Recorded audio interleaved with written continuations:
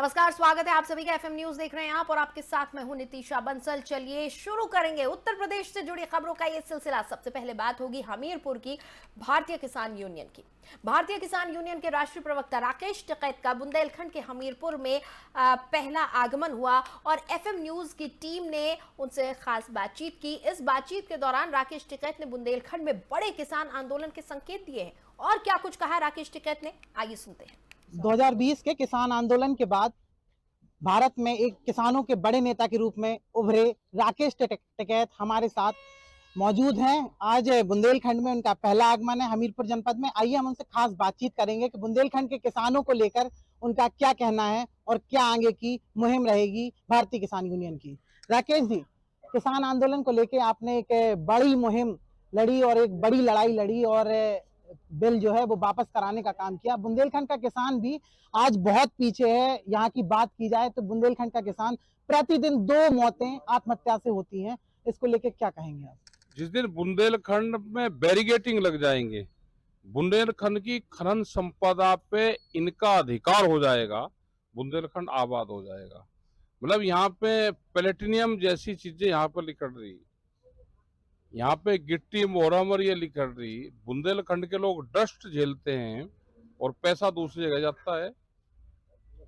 ये खदानों पर अगर इनका वो कब्जा हो जाएगा और बुंदेलखंड ऑर्गेनिक बोर्ड बन जाएगा, बुंदेलखंड में बहुत सी चीजें हैं अगर यहाँ पे करें तो बहुत फायदा इन लोगों को हो सकता है। लेकिन बुंदेलखंड में तो बाहर के लोग तो पैसा कमाता है और यहाँ के लोग मजदूरी और भूख और डस्ट झेलते हैं, बीमारी झेलते हैं। इसके लिए एक बड़े मूवमेंट की जरूरत है। आप देख लो किस हिसाब से ट्रक जा रहे हैं, लेकिन यहाँ के किसान को और यहाँ के आम जनता को इससे कोई लेना देना नहीं है। पश्चिमी उत्तर प्रदेश में आपने फसल और नस्ल की लड़ाई को लेकर एक बड़ा आंदोलन बीते 2 दिन पहले शुरू किया है। बुंदेलखंड में कुछ खास होगा? बुंदेलखंड के लोग क्रांतिकारी हैं, यहाँ से भी शुरू होगा। ये पूरे देश में मूवमेंट शुरू होंगे। हमको फसल और नस्ल बचाने की जो मुहिम है ये पूरे देश में चलानी पड़ेगी। हम अपनी जमीन को सिर्फ फसल के लिए देखते हैं, व्यापारी जमीन को फसल के लिए देखता ही नहीं। तो जब हमारे किसानों की समझ में ये आ जाएगी कि ये जमीन खाली फसल नहीं देती, इसमें दूसरा धंधा भी हो सकता है, तो उस तरफ भी हमको जाना पड़ेगा। बुंदेलखंड में इंडस्ट्रीज लगे, इन किसानों की जमीन अगर जाए तो इंडस्ट्रीज पर्पज से जाए, इनको लाभ मिले, इनको नौकरियां मिले। ये नहीं कि जो उपजाऊ जमीन है उसमें इंडस्ट्रीज लगेगी और बुंदेलखंड के लोग यहाँ से रोजगार करने बाहर जाएंगे। जो खनन संपदा यहाँ पे है वो भी, यहाँ पे स्कूल लगे, हॉस्पिटल बने, इनको रोजगार मिले, उसका भी हिस्सा यहाँ की जो कमेटियां हैं वो बन बन के उनका भी हिस्सा इनको मिलना चाहिए। ये नहीं कि बाहर के लोग अगर खनन का पूरा पैसा गिट्टी मोरम यहाँ से जिस हिसाब से निकलता है। लेकिन यहाँ पे क्या हो रहा है, यहाँ इनको क्या सस्ती एजुकेशन मिल रही या कोई हॉस्पिटल यहाँ पे बनाए जा रहे? लेकिन आप देखोगे ट्रकों की लाइन लगी रहती है, यहाँ से सब पत्थर सब यहाँ से जा रहा। ये जब बन जाएगा, बुंदेलखंड बोर्ड बन जाएगा, ये सब चीजें उसमें आएगी। सरकार को उस तरफ भी ध्यान देना चाहिए। एक सवाल और आखिरी कि 2024 के पहले पूरा देश आपको किसान नेता के रूप में या राजनेता के रूप में देखेगा? नहीं, राजनेता तो हम नहीं, हम तो किसान है, खेत में काम करने वाले हैं। राजनेताओं से हम बहुत दूर है। राजनीति की तरफ को पैर करके भी नहीं सोना चाहिए, बहुत खराब चीज है। राजनीति बेईमानी से चलती है और जो आज की सरकार है वो टोटल देश के संविधान को नहीं मानती, बाबा भीमराव अंबेडकर के बने संविधान को नहीं मानती। पूरे सिस्टम पे कब्जा कर लिया अनऑथराइज तरीके से। कुछ व्यापारियों के झुंडों ने आन के कब्जा कर लिया। उनसे कैसे छुटकारा मिलेगा वो तो जानकारी है नहीं, लेकिन उनसे दूर रहना चाहिए। हमारे साथ मौजूद थे भारतीय किसान यूनियन के राष्ट्रीय प्रवक्ता राकेश टिकैत जी। हमीरपुर से एफएम न्यूज के लिए और उधर गाजियाबाद से खबर है जहां पर थाना लोनी क्षेत्र में 12 वर्ष के बच्चे के साथ दुष्कर्म करने वाले हाफिज को पुलिस ने गिरफ्तार कर लिया है। पीड़ित परिवार के मुताबिक उनका 12 वर्ष का पुत्र पिछले करीब 6 महीने से यहां पढ़ रहा था। 3 दिन पहले हाफिज ने उसके साथ दुष्कर्म किया और फिर बाकी मदरसे के लोगों और हाफिज ने उसे छुपा दिया। ना किसी परिवार वाले से बात करने दी, ना मिलने दिया। इतना ही नहीं, उसे डराया धमकाया गया और जान से मारने की धमकी भी दे दी गई। अगले दिन पीड़ित बच्चे ने किसी तरह से राह चलते आदमी का मोबाइल लेकर अपने घर सूचना दी, जिसके बाद परिजन वहां आए तो आरोपी हाफिज मामून वहां से फरार हो गया। उसके बाद पुलिस को सूचना दी गई। पुलिस ने इस मामले में मुकदमा दर्ज किया। इसके साथ ही पुलिस ने टीम गठित की और आरोपी की तलाश शुरू कर दी। इसके साथ ही बच्चे का मेडिकल भी करवाया गया। पुलिस ने मदरसे में हाफिज मामून को गिरफ्तार कर लिया है। कल थाना लोनी पर एक नाबालिग बच्चे के साथ कुकर्म का मामला दर्ज किया गया था, जिसमें एक मदरसा के हाफिज के द्वारा नाबालिग बच्चे के साथ कुकर्म किया गया था। तत्काल अभियोग पंजीकृत कर बच्चे का चिकित्सकीय परीक्षण कराया गया और टीम का गठन उसकी गिरफ्तारी के लिए किया गया था। आज हाफिज मामून को गिरफ्तार कर लिया गया है और आवश्यक विधिक कार्रवाई कर उसे न्यायालय में पेश किया जा रहा है। उसकी 12 साल उम्र है जी। उसके साथ बदतमीजी करी जी। इसको बलात्कार आज के 12 बजे। किसने? मामून अपत जी, पढ़ने के लिए जी। 5-6 महीने से जी। सुबह बच्चा कल तो लिखने नहीं दिया मेरा, दाब बोझ कर रखा भकासी का सुबह मेरा बच्चा।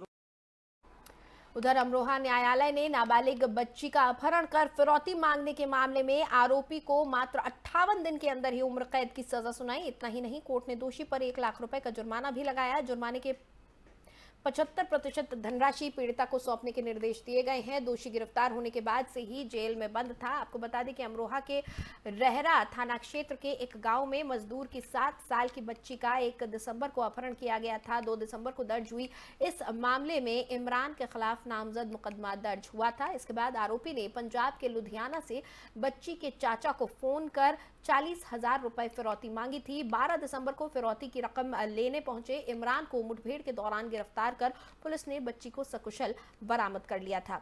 इसके साथ ही आरोपी को जेल भेज दिया गया था। कोर्ट ने 5 जनवरी से मामले की सुनवाई शुरू करते हुए 25 जनवरी को आरोपी को दोषी करार दिया था।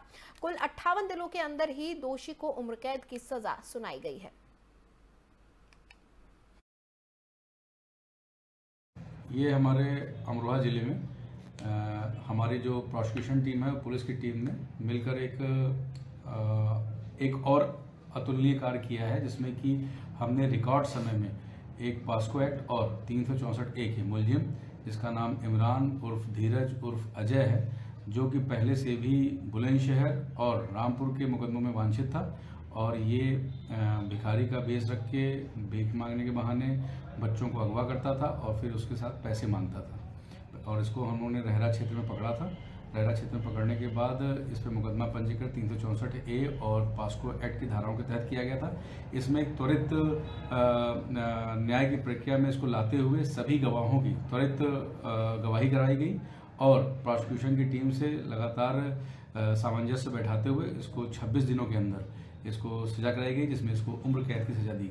ये हमारे और आगामी यूपी बोर्ड की परीक्षाओं को लेकर जिला विद्यालय निरीक्षक ने प्रेस कॉन्फ्रेंस कर बताया कि परीक्षाओं में गड़बड़ी करने वालों पर उनके घर पर बुलडोजर चलेगा और एनएसए भी लगेगा। जिला विद्यालय निरीक्षक ने बताया कि 10 फरवरी से बोर्ड की परीक्षाएं शुरू होंगी और 253 परीक्षा केंद्र बनाए गए हैं। परीक्षा केंद्रों को 10 जोन और 35 सेक्टर में बांटा गया है। सभी केंद्रों पर एक स्टैटिक मजिस्ट्रेट की तैनाती होगी। माध्यमिक शिक्षा के 4,575 और बेसिक शिक्षा के 3,532 कक्ष निरीक्षकों की तैनाती की गई है। इसके अतिरिक्त पर्याप्त मात्रा में पुलिस बल तैनात रहेगा। देखिए, हमारे जनपद गाजीपुर में यूपी बोर्ड की परीक्षा का आह्वान हो चुका है। मेडिकल परीक्षाएं 29 शुरू हो चुकी हैं, 5 फरवरी तक चलेंगी और बोर्ड की परीक्षा हमारी 16 फरवरी से 4 मार्च तक जनपद में संपन्न की जाएगी। हमारे पूरे जनपद को 253 परीक्षा केंद्र दिए गए हैं और जिनको चलाने के लिए 10 जोन में विभाजित किया गया है और 35 सेक्टर में शेड लगाए गए हैं तथा इन परीक्षा के सफल संचालन के लिए 253 केंद्र स्थापक, 253 सह केंद्र स्थापक और 253 स्टैटिक मजिस्ट्रेट की नियुक्ति भी की जा चुकी है। हमारे जनपद में कुल 1,70,623 बच्चे परीक्षा में प्रतिभाग करेंगे। हमारे जनपद के पूरे परीक्षा व्यवस्था को संचालित करने के लिए लगभग 9,000 कर्मचारी कार्य करेंगे। इसके अलावा पर्याप्त पुलिस बल कप्तान साहब के नेतृत्व में हमारे परीक्षा केंद्रों पर तथा अन्य जगहों पर जहां भी आवश्यकता है कार्य करेंगे। माननीय जिलाधिकारी महोदय जी ने स्पष्ट रूप से आदेश किया है कि किसी भी दशा में कोई भी इतनी व्यवस्था के बावजूद हम सबको प्रशिक्षण भी देंगे और सबको हर बात से अवगत कराएंगे परीक्षा व्यवस्था कैसे चलाई जाए। कक्षा शिक्षक हो चाहे वो केंद्र स्थापक हो, चाहे वो हमारे क्षेत्र मजिस्ट्रेट हो, सबको पूरी तरह से परीक्षा की व्यवस्था से जोड़ते हुए उनको इधर कन्नौज में आरटीओ विभाग ने चेकिंग अभियान शुरू किया है। सड़क सुरक्षा माह के तहत आरटीओ विभाग ने कई बड़े वाहन रोके। आपको बता दें कि अचानक चेकिंग देख वाहन चालकों ने अपने रास्ते बदलने शुरू कर दिए। हरदोई बाईपास पर चली चेकिंग में कई वाहनों पर बड़ी कार्रवाई हुई है। एआरटीओ रामबाबू दोहरा ने कहा कि वाहनों को मानक से ही चलाना होगा। उन्होंने आगे कहा कि ओवरलोड और ज्यादा सवारियां बैठाने वाले वाहनों पर कार्रवाई होगी।